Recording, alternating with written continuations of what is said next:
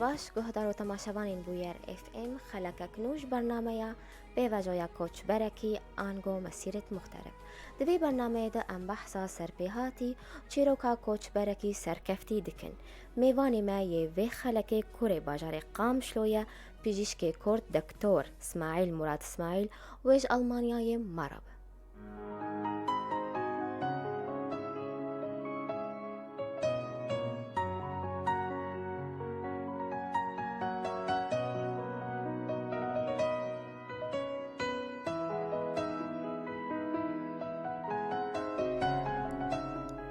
دمعتا خوش به دکتور اسماعیل تو بخیر هاتیه برنامه یامه سرچاوا سپاس دما وجب خوش به سپاس دکتور دست به که پیروز به وکرنا پیجشک خانه و بهیویا سرکفتن اندن صعب ساعت خوش سپاسیاوت کم رادیو بویا بوفي مقابله سپاس دکتور افدمك دوري ولاتي خوية رجعوي كردستاني هلبت تبريا ولات كريا جي امت خوازن تو هنكي تبحثا جيانا خب كل ولات زاروكتياتا مالبات هوالين خوندني وخوندناتا نابي من اسماعيل من الباجار قامش لو خندي حطا بكالوريا وقبي خلتين نوتو چاراد بكالوريا خستاند بلي طب مردركت شوم الحلبة خواند جنوتو چارا حطا ده حضاري بيشتي ويناجي محاولات دو هبم دراسة دركم ألمانيا نظبطي جراحة عام يجي السوري خلاص كريه از المشفى قامش له صار كمام 3 صار ونيفا 4 صار المشفى مجتهد جراحة عامة خلاص كريه باشا تل حلبة خوندية ولا شامي دكتور جبوتت اتخواس قوتواري نشتقاريا قشتي جراحة عامة تببب بسبور جبرتش أفبش برچه افس أب اختصاص بله بيشيا ويناد تشين دل سرين ده مرون زان جيان نحرتم موق مرات خوازه دسبيكا خود متخواست جراحة عصبية بكن دوران جيروك مرشبون من رأي خو غيران از جراحة عامة متشكر السوري ريا ويناج مر خوشتر بو اوج مر يعني ريك دن بيش مفكر كانه بجراحة مش برد انه كيف مش جراحة ده مثلا اطب بيتر قولون آلي جراحة شغلي دست بيتر يعني داخلية ناس نظام حر انسان كنت تشك يعني كاري دست كيف عم جرتي بيتر قولون بس كمنا ايرو نما كار بيشتغل بيجي طبعا يعني اوجي قال لك اختلاف كبير بيجي مثلا دكتور داخليه ناجي ولا اشعه اوجي انكا دوارو جاده قال لك كار بس خدكن بس كخلك سوري رابو يوتشكي وانا نظن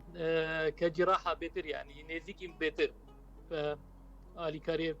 ان وقل بيجي هو النفس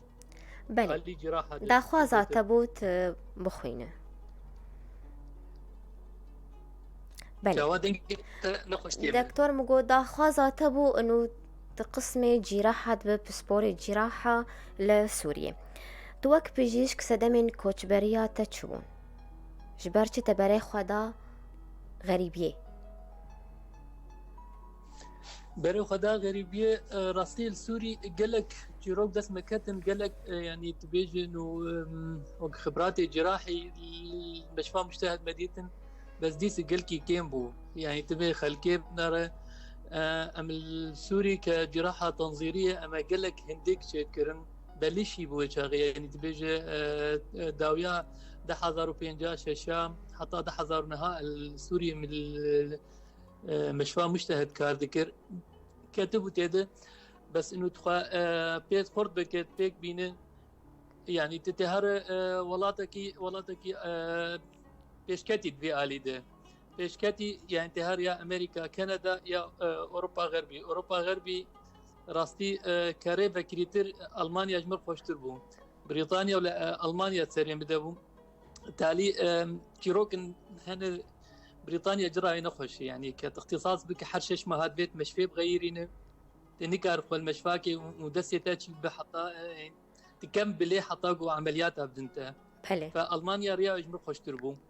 زمانی ألماني ما دست بيكر ما خوند از بري وينا يعني ده حزار وسيسياجي شش ما هات بوم ألمانيا من زمان خوند ويجاغي اموري مدقل كي زبطين متخاص راسا دست بيكم ألمانيا نزبطين از دقريام سوري جراحة عامي خلاص كر ودوران بشي مخلص كر جراحة عامي ده حزارونه جيسم حولاتي خوكر زفقريام انه جبوه قد بيجن كثير عارف بين قلت بس بعربي مردد كيف بتعمق اختصاص يعني بله انه تشنا نهت بين جراحه اورام مثلا وجهها افسر يمدو جراحه اورام جراحه تنظيريه معمقه يعني قال لك تشتي انه خلك بلش بنقول لك جراحه روبوتيه جراحه اورام جراحه تنظيريه بله دكتور حمد بلشوا المانيا ولاتك خورت ودفي علي دب بله بريقو ام بحثا خوندنا تل ألمانيا بكن تضحى زارو نهت بري خدا ألمانيا وك بيجيشك وك كوچبر چه زحمتي هاتن بيشاتا دسبيكي لألمانيا اجمرور كغريب تي بيجن نظام صحي قال كي فرق دكه نظام صحي حتى قلت فين بكم يك ادوا زمان زحمه بونا زماني الماني بقال كي انجليزي وقال لك زماني دن زحمه يعني سي 4 سال اول راسيل فرجي يعني ما قال لك زحمتي دي بدو بسطين يعني لانه اثبات بك انقبا قلت زماني خو خدنك بدو خدي قياكي تنكار ديسن غير خرط اثبات بك انه خرط ديفيد ندستنيه وقلت بيجي دانو ستاندن او تكارو عبد فهمبون انه تفهم كيري وتكاربي تشتي بك ابيك بو عادي دوا يعني زحمت بونا زمان حطات زمان بي فير ببي بيت خورت ببي خوشكاي كار بدو بسطينم ويتشاغي زمان الماني قال كي السوري كيم بو يعني بلكي الحلبي وشامي تاني هبو مع هذا قلت والحلبي جي يك توجك هبو زحمت وجهنزا بلكي فارو جا قال كي راح تربو انه تزمان بعلم يدوراني انترنت جي زحمت بو انترنت كيم بو انترنت امتنا بو كزمان يعني وقد بعقبات مظن بو يعني حتى قلت تجاوز زمان بك عاد دوا نظامي صحي حتى اي وانا فين بك تيك هذي يعني طالبي طب جمعانات كذا جروج اول هنا اختصاص دي جي فهم دك انه تشير لازم تشير ناحيه اداري ده يعني صالنج مرور لازم به حتى مرو فهم بك بله وديسم انك مشتر بيج مرو صدي هنا فهم كريه بله دكتور دوي دميد قالو كسي اليكاريا تكريان تبتنا خبو وجهي ام قلتي كيم بني ده حزار نهاد هرون خورتي ما هبو نانو تنبون بس يعني نوك فارو جابو انكا فارو جا مثلا كيروكي سوري اي وانا يعني قلك خل قلك دكتوري مجد كاتن دربه فبربونه علي كاري دريا فيسبوك هفدود كرن وقد بتجارب شخصي تيجب كتشنك الجمع يعني تشتغل معلمين حامد تبصري خوك تشكيسي خوب علمه يسري خوك تبرس حطات بقيه تجيكي المان سؤال بك سؤال تجي فهمناك لانه او لا في سيستميه بري فهمتك او نظام بتشتكي حتى تريب جو بخال علي تبكن يعني طبعا قال لك درخواز هن وقال لك علي كاري مرود كن بس تبقى تشاوا فير بديفيس سيستمي تشاوا بيش كيف يعني وقت شر لازم اقول زحمه بونا زمان يك حتى تجاوزك هذا دوا النظام الصحي انه كله شغل فرد ماشين بله دكتور بله 2 صالة حتى قلت يعني وقت بيجي نوعا ما ام بي فير بون ما نذكر باشا دكتور اسماعيل تول سوريا بسبوري نشتاقريا قشتي جراحة عامة بون والألمانيا تشيل خواندن وبسبوريا خوازي ذكر ألمانيا ديسة مشكلة وديسة موجودة دول العالم الثالث خبرامي جراحي عمليا اعترافي كن نظريا اعترافي نكرن فجولو دفي دسبيك ده يعني ام درباس من عمليات وكي كي زانه وعمليات اليكاري ولا كي متقدم بس عمليا مش بيشي دسبيكر از تقلك مشفى شو مهاتم يعني منيك ودوديتن مشفى جامع القيسن بلشي مشفى باش مظنبو وخبراك يعني بجراحي باش متدستانت مجالات تنظيم مجالات اورام بله تشتن هبون مسوري نديتن بس ما بيد هيست يعني تخوان كتابات خوان بلشي تبشعبي خود بينه بلشي بدستي خود كار تشيكت كار آلي كاريبك وهدي تبدستي خودك. بله. دكتور كاريوا يروجانا لألمانيا وان وك بيجيشكين قالوا تشجو داهدنا برا كاريوا لسوريا ولألمانيا هيا. برسا خوشك فهمنا نظام دنك خوشك نهات. بله. كاريوا يروجانا وك بيجيشك لألمانيا تش جواز اختلاف دنا برا كاريوا الولات ولألمانيا هيا. أم بيتش اختلاف هيا. كشغل دستا بله ككار. دنجي تقطبو سوري عفو بك. دكتور وكار تش جداهي اختلاف تش جواز نابرا كاري ودل ألمانيا ولا سوريا؟ السوري ديس المانيا جي ديس يعني اختلاف مش في حطام مش في بس ديس السيستم يعني سيستم هي ديس يعني هدي تشيدك سوري جي طبعا جراحه ولوب يعني صالح كيف بدواسيات شهران نوكي وانابت هدي شيدك تبيج وقت اختلاف تراتبيه هي الفرجي هي واقول السوري هبو الفرجي هبو بس انه الي كاري انه ريبد انت هر حسب الكو كاردك وشي هي يعني تيدا تقلك تشتاد بينه تقلك تشتاد نهد بينه تقلك تشتاد يعني قالك تشيروك نهبون من نظريا تاني مرتبة دخان بله الفر تقدر باس تبو عمليات تديد نبو تشتغاليك نظري بو تشكي عملي فهيدي مرو فرد يعني دستي سرفت تالي جراحه شغلي دست يعني علمك طبيعه الحال وقت اي طب وقت اي علوم بيت نظريا باش خرطبه بس حم فالا يقول دستي يعني سر نقري يعني دستي وقت بيجي دستي عربي ما تقول ايد جراحيه يعني انه دستي هبت كهرباء وقت عمليه اثبات بك كهرباء وخلاصك بله اف خبراته وعمليات زحمتي والفر اف ريت الشامه فبوم از بيل سوري ناول سوري يعني مشفى مجتهد مجالي ما باش هبون يعني ديس شانسي تلكو اختصاص كر الجينا هبون جي اما خورتر وجينا هبون جي اما زعفتر يعني جينا خوشترتي قال لك نخوشترتين قال لك عملياتي تهن قال لك عملياتي تي زحمت فخبرتها في الي تشيد ولو الفرجي ولو يعني بله أفجأ آلية كارد اللي أم بين آلية نخوشي قالوا نخوشين وي ولاتي وك نخوشين لسوريا بون يان فرق دنا برا حردو كادا هيا جداهي فرقك مظن هي فرقك مظن نظام ده نخوشته التفت قرن نخوشته مثلا قال بداية حكم جراحة عامة بيتر جراحة أورام نخوشته التفت قرن معالجة كيماوي تكي وديس التفت قرن تظانب هيك يعني متابعة ويتويك تظانب هيك بيرشيبهم السوري للأسف يعني بخابن عملية كر تتشاند دكتور إيه كيماوي التفت قريا التفنت قريا كيم جارا راضية تشتغل تبدسي خكريت نتائجنا نحرتم تبدسي خديت بله الورد بينه فقبات بينه تضام بتشي راس كري تشي شاش كري تشي كار بتج نخوش ربك فدري آلي ده سيستما وقوين راستي يعني آلي كاريا نخوش تقبلها نخوش نخوش يا خره نوق جمعي يعني جمع بقول السرطان ترى على سبيل المثال سرطان كولونات يعني زحمت وتلقى مش لي كارب عمليه كريا تنكرا ويبيشوا شامي دكتورك نعجبان اي دواء عمليه شكرا ديس لي فاجريا كيم جرى الدكتور خفت جريا بله المشكله وي دكتور كي نه بلش يجيكي او نظام اي برينا شكريه او مشكله مد نظام الصحي دي الفير نخشته بنسبه 90% التفت جرى فتظام بتشيك كريه تشيكار جربك آلي كاري فيعني تشكي جموع هي أنكالفر أنظام بدوادة دوازن صالة تالي تشل سوري زيادة بوي الولات أنظام بس الفر يعني نخوشي سرطان بوي نخوشي جير حد بين سرطان كولونات سرطان آتش كي بيجي هنكي جراحة صدرية جي بير كريم تنخوش دبينن يعني بألماني بتوشتان ناخ يعني أبنى خوشي بريجي هبو راحت بوم أبتي جمع كيم بول سوري يعني زحمة بونا ويناد معالجات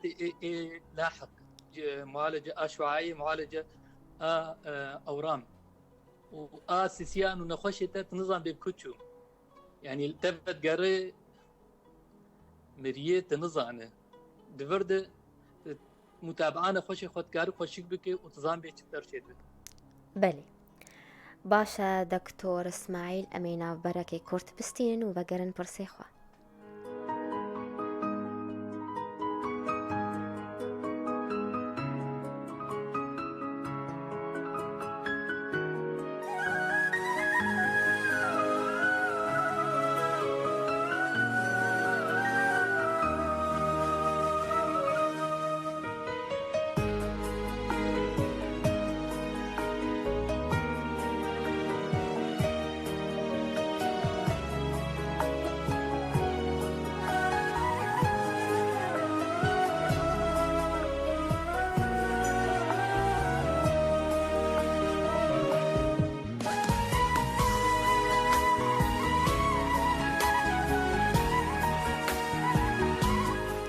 جار كيدن هون بخير هاتنا قهدار وتماشبانين بوير اف ام دي خلا كانوا برنامج بيفا جويا كوتش بركي ميواني خلا كامج ألمانيا مريا دكتور اسماعيل مراد اسماعيل. جار كيدن تو بخير هاتي يا دكتور.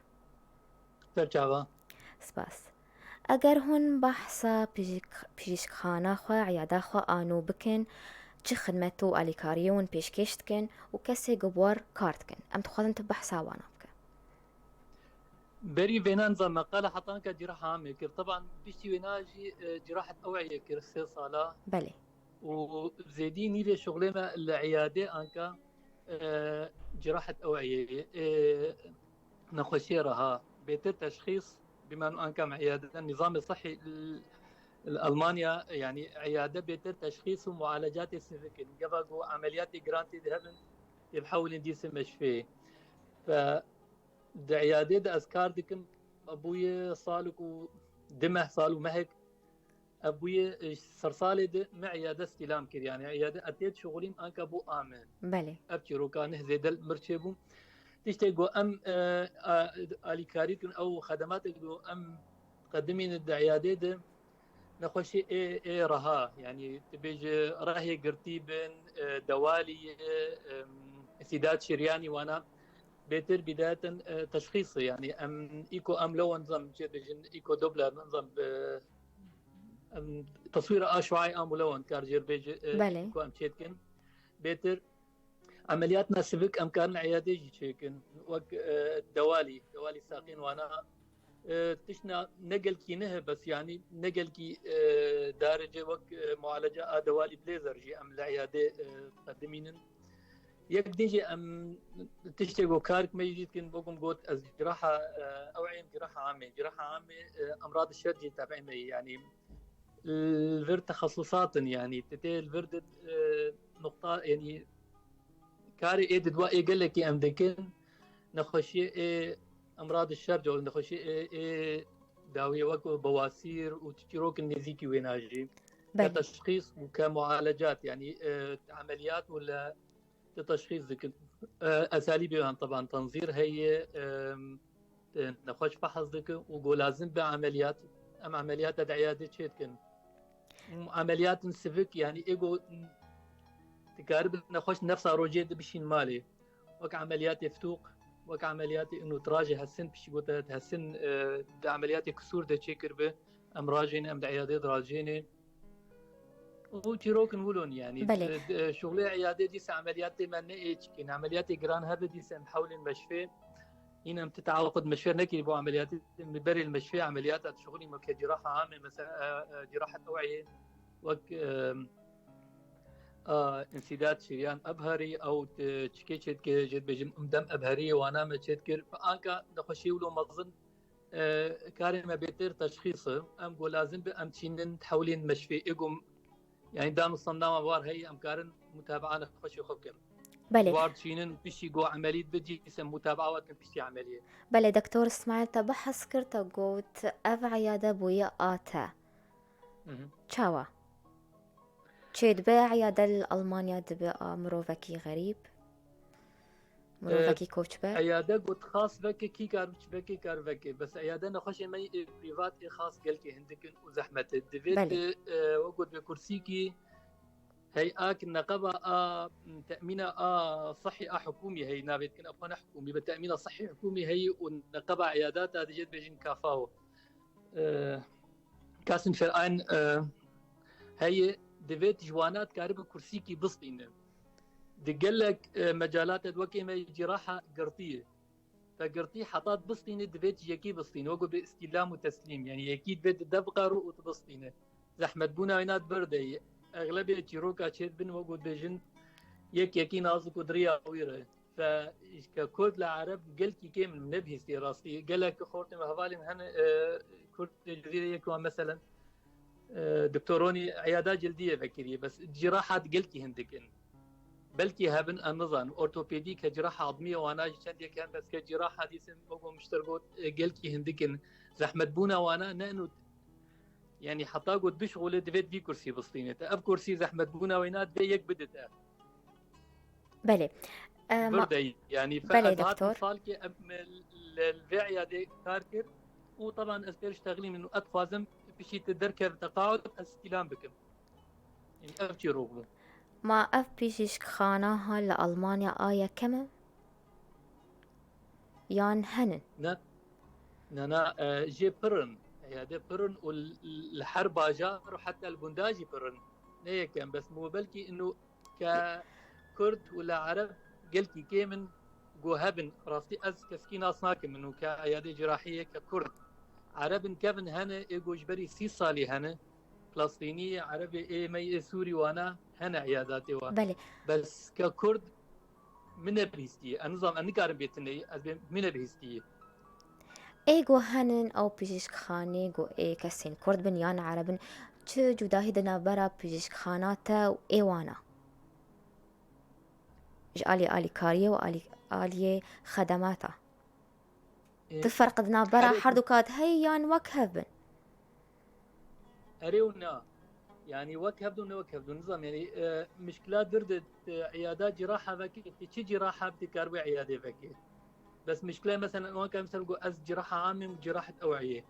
فأدفات خرطم أدبيجم عظمية أورثوبيدي إشي مجيتنية نخشي وابي جم ممكن اللي بنر بس يبشيني بجي كيدر فحر دكتور يعني مثلا جراحة عصبية جبستي عيادات ددو هنا بله إيه جراحة عصبية كريم فا شغلي نكار شغلي جو أزبكم نكار بكي بالمقابل شغلي جو أودك أجي نكار بكم يعني ديسة نوق جمال سوري إنه حر دكتور حر جراح كار عيادة خفكي وكنا خوشي إيجو آلي ناب يعني مثلا كجراحة عامة نخشي ذكر وفتوقات إنه أمراض شرج وآكا كجراحة أوعية شرايين وأوردة يعني أب اختصاصي مدمينة بله يكيد مثلا جراحة بولية كربة بولية تانية الحالة خوي بس مثالك معني يعني وإيه أمراض مسانة مثلا بيجي حالة بكلية وقو جراحاتي لازم بودي بود عيادة خدم بس يكي جراحة كربة حسب يعني ممكن جراحة عامة تانية كربة فأوعية نكار قدمين يعني نكار تشخيصها أوعية ولا يا نخشي أوعية كعمليات بكين كسي قبطار كارد كنتي ماتا كينا ألمان كردن عربن كسي مركاردكن تقريبا تبيجي حشتي صديق ألمان إيدن جواناج 20 صديق نيف ألمان دكتوري بري قوم عيادة آوي بو بولوني بو عيادة جستان بس هنا أول جنب كاردك تكار بيجي دكتورك ما تخدير هي أو جي دكتورك ألمان يعني أستني كردم كزماني عربي لو كردي أستني هم نارينك ما هي يعني نبو مشتركو نبو مهك ما هاد دوادن إنكي بيش كيف يعني يكي ده تمريض ده استقبال ده عربي كرمانجي بيشتغل يبون نخش ما كرد عرب نأستني بهم يعني أنك قبل أو بين وزماني ألماني فير نبني كارب ألماني زحمة بون كواهي يعني بلكي يخشبونا أجو جوار خش يعني يكي ختيار بيد عمري جام وانا هاد ألمانياوي تنين الألمانيا يبوي بين 6 سالة دشتالي بألماني نزانه فقبل تي دكتور مترجم كي بيرتي أو مترجمة هاني يا فهمتك يا فهمناك تي دكتور فحصك يعني جازنك وين هي أو دكتور فهمتك ولا دكتور جي فهمتك ده كيفن نرازي وشلو رازي نويش دكتور فهم كذي فهم كذي دكتور جي فهم كذي تجازناوي بس اللي ممكن آلي كاري هب إنه كزمان حاجزة إيه زمان راسي نقلتي إيجو ندي تين زمان مرفنت ألمانيا هبن ختيار بيتر هبن قبا درن عياداكي بو الماني تاني بيشتغل دركب نرازي شما لانه نوي فهم كريه ونا دكتور جي فهم كريه حتى جو يعني وقو بيجن كوميونيكيشن جو اتصال تنب يعني جو استقبال تلقي مضبوط بمشكله يوتيشلو تنخش راحت بك زحمتك. بله دكتور اسماعیل ام بین لسر روشا پیجشکین کردین روش آوای کردستانی هنکی به آخوین کاری وان ناوین نافدار وج تکلیه و بهفدوره گو هبن مدن نكر خوش كوري عفو بك ام لسر روشا پیجشکین کردین روش آوای کردستانی گو هنکات وانا ناست بک چاوانن چی بشین دنن چی بسپوری چنن تکلیه و بهفدور هنن دكتوري روش آوای كردستاني ايقول فيرن يعني ايقول بله. فيردجن جمع بله الالمانيا تواصلوا وبهفدورة هي تشاوانن بكاري خودكن بسبوريا خودكن اتخاطم تو هنكي بحثا وابك يعني اتصالات شخصي هنا ايقو تواناس كرن دريا وقت فيسبوك جروبات هنا حولين اليكاريا هبدوكن اليكاريا انه خلق مهبن اليكاريا وابكن يعني باجار حرك باجار دوري هبدون يعني يكي نيزيكي مبه اذكار مالكاري يكي سياسات شخصي بدرم به زي يكي بقارم الدوراوي به كارب اليكاري كي بير بكي بري بعد سالا اظانم ككرد يك هل بس نكرد اي روجاباتني اي روجلات واي باشور جوانا تدبو اظانم بروفيسور حسين بقداش كي وين ابو وقل بسروكي وين ابو قال لك كار واليكاريش خلقيت كرن بيتش كرد تركيا لقي سي مؤتمر جي كرن الكردستاني بري شش حفظ صاله اليكاري كرن اليكاري دنجه بينا بيزات خادم دكتورك مهينا من اكرم نعسان سلاف عليك كنشكي وانا او منظمه الماني كاردكي بس قال لك اليكاري كر وقال لك تشيكر كرد مي سوري يعني مثلا تشتي مكاري اليكاري بكن بدن مشفى مشكي وانا شيء لازم بون بيتر مواد بون شان رياوير منظمات ويهبوا بقي مشفاك وكند سيارة إسعاف يجيش كردستان شان تفاصيل بالضبط النظام بله. بس دكتور أكرم نحساس قام نبي بدن تذكر بير روكي يعني أدبيجم تجربة يج عام خورتره أو في كل صالي للفر آليكاري يعني قال لك آليكاري جي كريه شكر دمي روجا بارد تمر كمجال مي شخصي ديس يعني آليكارياتا جيكي بكوتشك دي تنكار زي آليكارياتا قونا خوشك هات اشترى ككرد بشكي وانا آليكاريا خود بك يا انه ناس حتى نش اختصاصي تبع انه آليكاريا بك شغلي زو انكي زو ترب ماشين بله دكتور ام كرد دكتوري كرد روجافا ولا تشكي وانا تواصلات مهنم بيتر وقوم قلت جروب انسر فيسبوك وانا يعني نظام نكارم بيجم تبادل خبرات علميه بس انه آليكاري صعوبات وانا آليكاري وانا آليكاري هبدود كان بيتر باشا دكتور اسماعيل چه خلات وباورنامه حتى انا هوا ورقرتنا شهادة واو چه خلات وجوائز سوري عفو نظام دنگ نقل كي خوشه ام بحثا شهادة وابكن بله ايمه قضيت اسر شخصي يعني. بله دكتور اسماعيل شهادته شهاده من السوري وقو مشترقوا ده حضرونهم جراحه عامه صنت تاليل مشفى مجتهد بو ومن الفير جراحه الجيمان شروقي اوج بجراحه عامه من الفكريه السيشار مشفى نقليم يك جوانا اوني كلينيكيسن مشفى جامعي تيده توم ليبشتات مشفى انفانجيلي وقو مشفى انجيلي ود سلدي تاليج مكاركر مشاهدات جراحه عامه صنت الفير امتحان اخوات النقابه تقدمينه ده حضر فاظم جراحه عامه خلاص كر بشي ويناد مخاص تشكي يكي ديجي بكي يعني تشكي زيادة ترجي جراحة أوعية أوجي أتسي مشفى حري تيد قال لك يتيد مام وآخر بو باجات كي بتوجبو بس مركزك منظم بو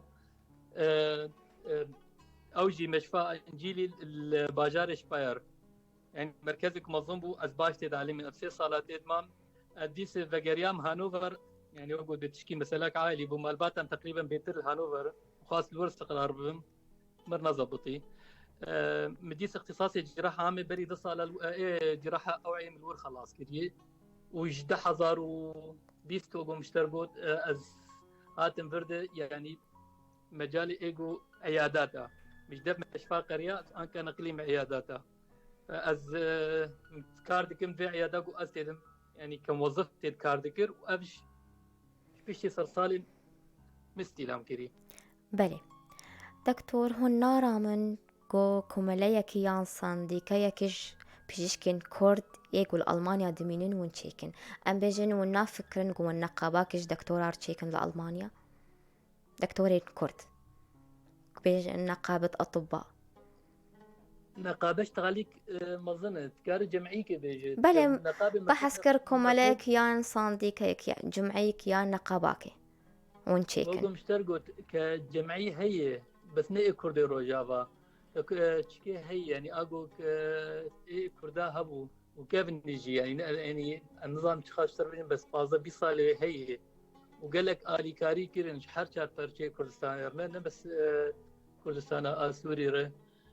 ككرد مي سوري ام ايه رجاء ام في فترات تاليد قال لك بوني يعني تبي 6 صالي داويد بله ام هفدو بجيفن كيبكن بلكي آلي كاري كاربن اج ملتي خو ايه سوري قدمي بله ونا فكرون خو بكن وقت جمعيكي الفكرة الجموة تنية ودي فكرة مصصة دي تنية بس أظن قال لك هبال يعني دكتور آلي كاريكن هبدو بجيفينن إنه أب كرد إيج روجافاي دكتور كرد روجافاي هبدو بجيفينن قفاقو كاربن وقو بجمعي كيتشيك إنه أب جمعي شخاصي كار آلي كاري فكرة هي بس إنه بيجن على أرض الواقع شخاصي مرو كارب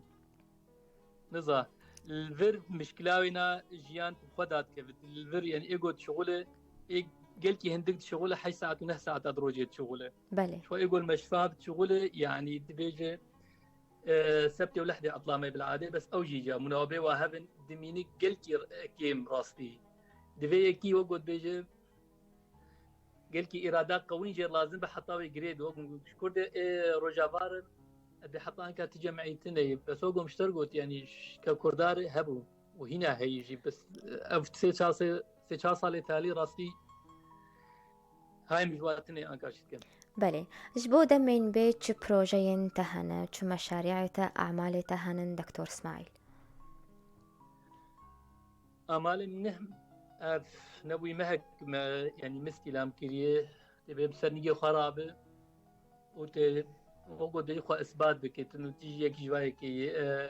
أيادام الباجار كي مظن الباجار يكون الباجار زيدي مليون كي بله كفات تناف هنك يعني تليكي الجندكي أو باجار كي بكوك فكي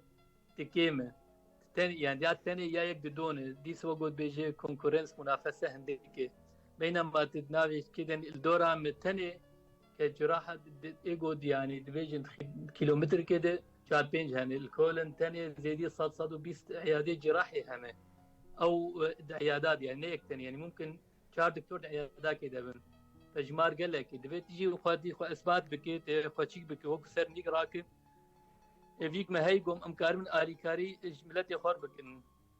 أمكار من شكي بكن يعني دي كاس نقل كي بحاجتها مروي يعني كشكي وانا التأمين الصحي هي ودد بس وقو مشترقوت يعني آلي كاري مظن إيجو أزبينم خلقي مي نهاتبن يا إيجو ختيار بعمر زحمت بزمان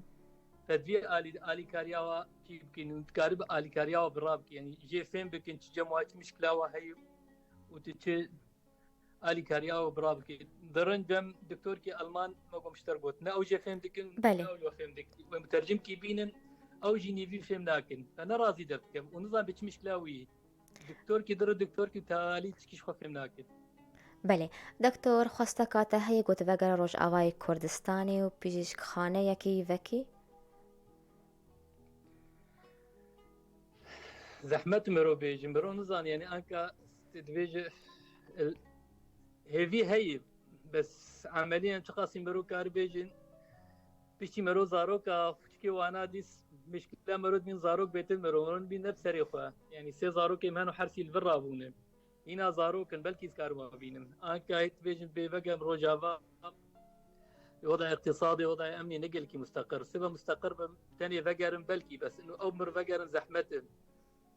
شو معناه يعني قبل جو از بيم سكارم الي كاري كي بكم سكارم تشكي بكم الور شو معناه بله جبو کچ جن خورتن جوان ین بری خدانه کوچ بریه هون چه شیرتال واندکن شيرت يعني ياتب وقت بشهاده كي بخندن كي تفسر كذا ياتب كاركي يعني يك الفير دتشتهني يعني ياتي كارك صنعتك دسي تذهب تبي الفير كارب كاركي بك كارب خراكي ياتي بشهاداكي مثلا وقت مجالات طبي الطب صيدلة تبيجي هندسات وكاري قبل خونتنا خو بين الفير شهاداكي الفيرجي بالصينن كارن تكارن وقت مجتمعي ألماني اندماج بمبواره انتجراسيون تبوار اندماج بين كارن نقطة أساسي جمع هي إنه قال لك جاران نظام فكراك سلبي جم ألمانا سر أجنبية هي فقباتين لأنه قال لك جوانا نناش وغلو تشيكناك فقبات بخورت ما ينهبين وتشيك بين أو يخو أسباد بكن تيكم سوكا شغل ده كبخاندن به ولا شغله دس به بله ونرينا في ملتين يعني جمارة كام يقول في ألمانيا جيانا مي روجي أملت وقود بيجن نارينا ملت ألماني جمرة نهندك يعني تكارب بيجن المجال السياسي جقبا حتى قو كارب تعاطف ودعم بكن جيفيت فكراكي باش بده كإنسان إنه تتت إنسان كي باقجة كجفرد جفي ملتي هاتي جياني بكت هاتي تكار دكت خوازش كذا دستي وخبخ تكاروك وانا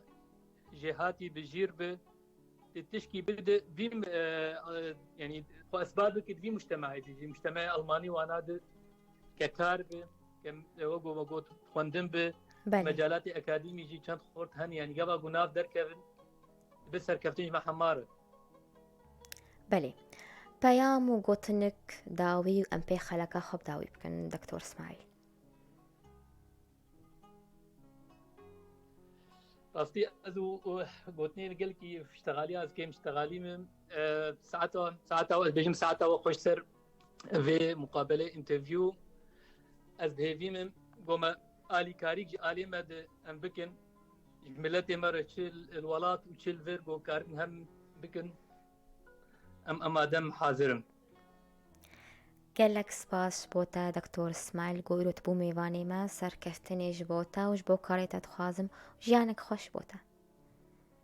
سرچاوا ساعت خوش سپاس ام به ویرانگی هاتن داویا خلقا خوام به هیوین و دمک خوش مردار باز کرن سپاسیا میوانی خودکم دکتور اسماعیل مراد اسماعیل گوش آلمانیای مارابو سپاسیا حوالی خودکم لسر کنترول و شانا زندی هیلوز و لورین حتی جارک دن چارشمک دن بمین کیفو خوشی